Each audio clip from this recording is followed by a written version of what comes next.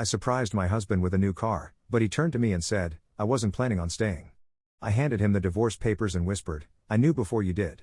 He begged to talk after seeing the settlement. Buying that car was supposed to be a fresh start, a way to put things back together.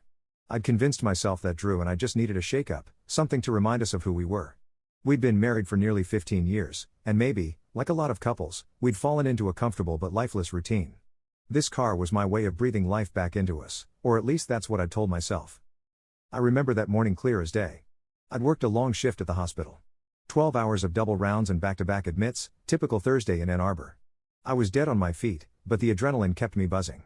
I checked the clock in the break room every half hour. My coworker, Lisa, noticed me fidgeting, and raised an eyebrow. Lil, you've been clock watching all shift. Big plans? She asked, a knowing smile tugging at the corner of her mouth. Actually, yes, I grinned, lowering my voice. I've been saving up for something. It's for Drew. It's huge. I can't wait to see his face. Lisa gave me a warm, encouraging smile. You two deserve something nice. I know it's been a rough couple of years. That was an understatement. Drew and I had been through plenty, more than I liked to admit to even myself. There'd been some tough times, a miscarriage, work stress, money stress. For the past couple of years, he'd seemed distant, like he was keeping something inside, but I chalked it up to the usual strains of marriage. I thought I could fix it, help us find our way back to each other.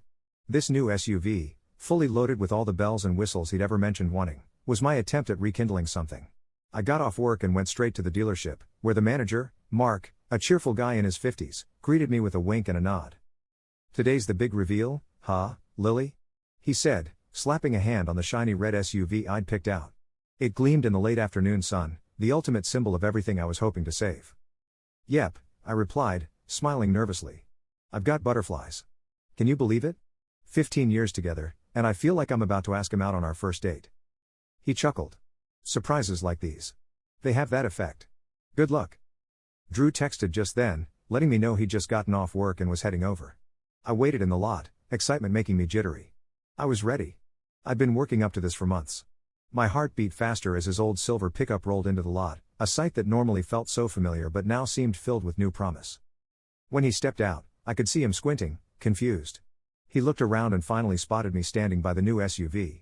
He approached slowly, eyebrows furrowing. Lily, he began, his voice cautious, what's going on? I could barely keep my excitement contained. Drew, this is for you. For us. Isn't she a beauty? He glanced at the car, his expression still bewildered. Wait, are you saying you bought this? For us? Surprise. I beamed, trying to catch his reaction. I know we've had some rough patches. But I thought, hey, let's start fresh. I thought you'd love it. You've been saying for ages that you wanted something newer, more reliable. Lily, he trailed off, looking away from the car, staring down at his feet. And that's when I saw it. The unease, the tension in his posture, something I couldn't put my finger on, but it hit me in the gut all the same. What's wrong? I asked, my heart sinking as I realized this wasn't the reaction I'd expected. He exhaled, pressing his lips together, almost like he was bracing himself. Then he looked up, his expression softening, almost pitying. Lily, I don't know how to say this. I wasn't planning on staying. I laughed, mostly out of shock. Not planning on staying? What are you talking about? He shifted uncomfortably, running a hand through his hair. I didn't mean for it to come out this way, not here, not now. But I can't keep pretending. I'm not happy, Lily. I haven't been for a long time. I felt something inside me snap, like a string pulled too tight. All the effort, all the planning, all the love I thought I was pouring into us, and he was telling me he wasn't happy? Drew, we've been together almost 15 years. We're married. How can you just not be happy? Just like that? It's not just like that, he said, his voice quiet but firm. I've been trying to figure out how to tell you. I didn't want it to come out like this. But I met someone else, Lily. The word struck me like a physical blow. My vision blurred, and I could feel my hands trembling. You met someone else? He couldn't meet my gaze. It just happened. I never meant for it to, I swear. But I can't pretend anymore. My mind raced, running through every late night, every missed dinner, every text he'd sent saying he had to work late or had to cover for someone at the shop. The signs had been there all along, I just refused to see them. So all this time, I said slowly, my voice choked with emotion. While I've been here, while I've been trying to make things better, trying to fix whatever was broken, you were with someone else? He had the decency to look ashamed, at least. He nodded slowly.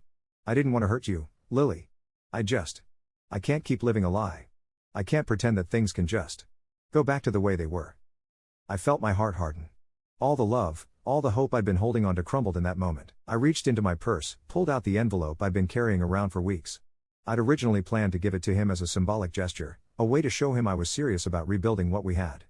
But now it felt like a necessary goodbye. I held it out to him, keeping my gaze steady. Here. Divorce papers. I knew before you did, Drew. He stared at the envelope, stunned. His mouth opened, but he couldn't seem to find any words. I pressed the papers into his hand, feeling a strange sense of relief wash over me. You're not the only one who noticed something was wrong. I thought we'd be able to work through it. But I see now that I was the only one who cared enough to try. He looked at me, guilt and maybe a hint of regret flickering across his face. Lily, I'm sorry. I never meant for it to end this way. Neither did I replied, my voice barely a whisper. But you made your choice. There was nothing more to say. He turned and walked away, his figure growing smaller as he made his way back to his truck. I stood there by the car that was supposed to be a new beginning for us, realizing that it was a beginning, but for me, not for us. That night, I sat alone in our house, the silence pressing down on me, heavier than I'd ever felt before. I looked around, noticing how much of my life, my identity, had been wrapped up in Drew, in us. I realized, with a bittersweet ache, that I'd spent so much time trying to save a marriage that was already gone. I'd clung to memories, to promises, hoping they'd be enough to carry us forward. The days turned into weeks, and the house felt emptier. I boxed up his things, deciding I'd be the one to leave. I didn't want to stay in a place that felt haunted by all the what-ifs and might-have-beens. I started sleeping on the couch, too, telling myself I'd have the courage to make that next step soon.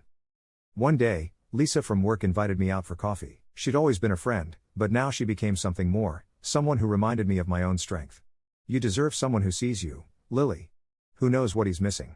She'd said, her eyes fierce with the loyalty of a true friend. I smiled, feeling something in me soften, the hardened parts of my heart slowly melting away. Maybe, I replied, letting the hope seep in.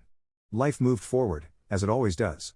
And slowly, I began to find myself again, little by little. I went back to school, took on a few hobbies I'd once loved but abandoned. And, perhaps most importantly, I learned to be enough for myself. Somewhere down the line, I realized that Drew walking away had given me the greatest gift of all, the chance to find my own happiness. It wasn't the ending I'd imagined, but it was the one that set me free. The months that followed felt surreal, like I was floating above my own life, watching everything unravel and rebuild from a distance. I officially moved out of the house 2 months after handing Drew those papers, and each box I packed felt like closing a chapter, a piece of a past that no longer belonged to me. I got myself a small apartment on the edge of town. Nothing fancy, but it was mine, and that mattered more than I could have imagined. It was the first place I'd ever lived without Drew. The walls were bare at first, the rooms echoing with the emptiness of a life reset. But bit by bit, I added touches of my own, a cozy armchair by the window, some plants on the windowsill, a collection of books I'd always wanted to read but never got around to. This little space became my sanctuary. The first time Lisa came over, she looked around and gave a nod of approval. Well, would you look at that? You're a real adult now, Lily, she teased, settling into my armchair. I laughed, grateful for her humor. Yeah, who would have thought? 39 years old and finally learning to live alone. She gave me a warm smile. You've got this, you know. You're stronger than you think. I nodded, swallowing the lump in my throat. I was starting to believe her. One evening, about 6 months after moving out, I ran into Drew at the grocery store. It was one of those chilly autumn nights when the air has that unmistakable bite, the kind that signals winter isn't far off. I was standing in the produce section, comparing apples, when I felt a familiar presence behind me. I looked up, and there he was, a little thinner than I remembered, with a look on his face that was both surprised and weary. Lily, he said, his voice soft, almost hesitant. I froze for a moment, trying to process the sudden wave of emotions crashing over me. He looked different somehow. Older. Maybe that was just my perspective, or maybe it was the toll of everything we'd been through. Drew, I replied, feeling a strange sense of calm wash over me. How've you been? He glanced down, fumbling with his keys.